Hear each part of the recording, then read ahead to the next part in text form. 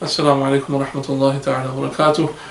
I want to take this opportunity to address an issue, a very serious issue that is being spoken about throughout the world, and that has to do with the tragic and atrocious murder and homicide of George Floyd.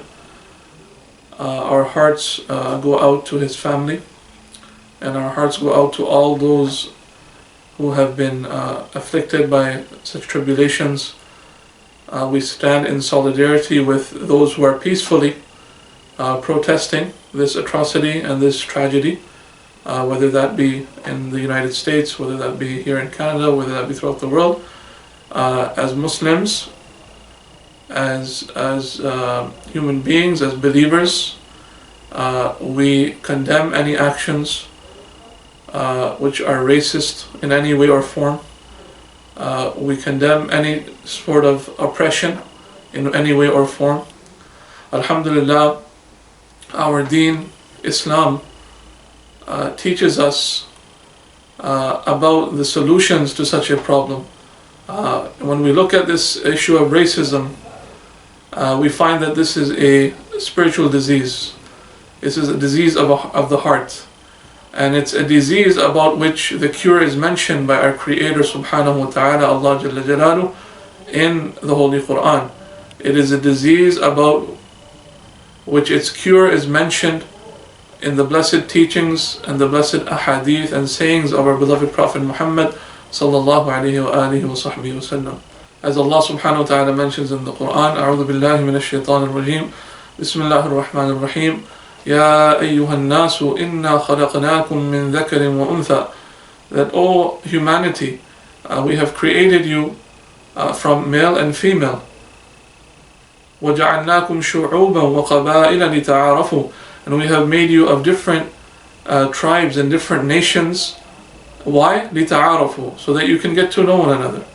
So our race, our culture, all these different elements about human beings, these are not the purpose of creation. But the purpose of being from a different race or a different nation is to get to know one another.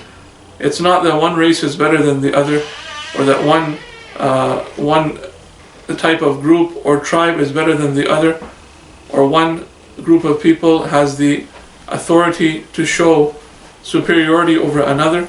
But the only thing that we can show superiority over, or which is acceptable in the presence of Allah subhanahu wa ta'ala, is taqwa. And this is why right after Allah subhanahu wa ta'ala says, Inna akramakum indallahi atqakum.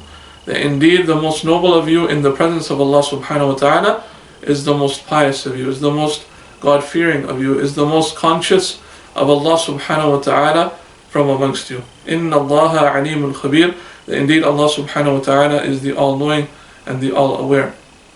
So we find that alhamdulillah, our Creator subhanahu wa ta'ala reminds us that we have to be people who are people of equality, people who are humble.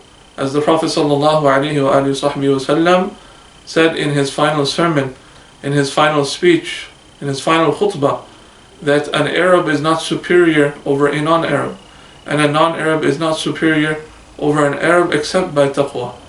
Except by taqwa, fearing Allah subhanahu wa ta'ala, and having reverential awe of Allah subhanahu wa ta'ala, and loving Allah subhanahu wa ta'ala. So this is our standard.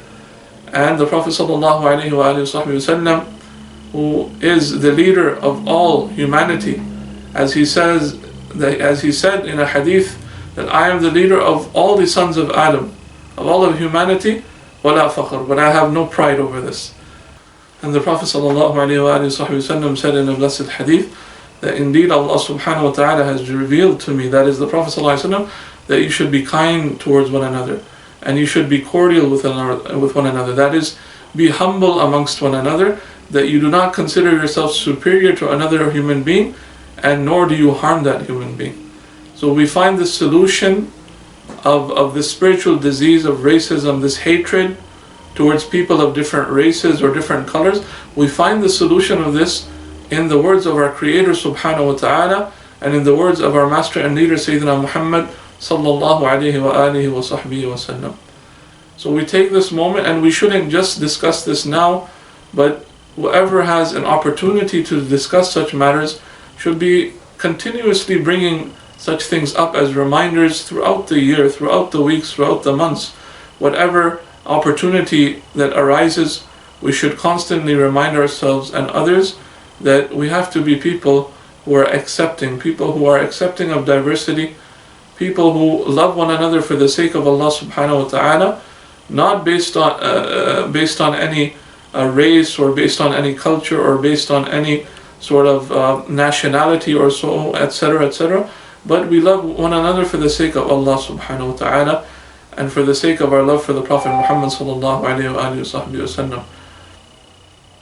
So may Allah subhanahu wa ta'ala give us tawfiq.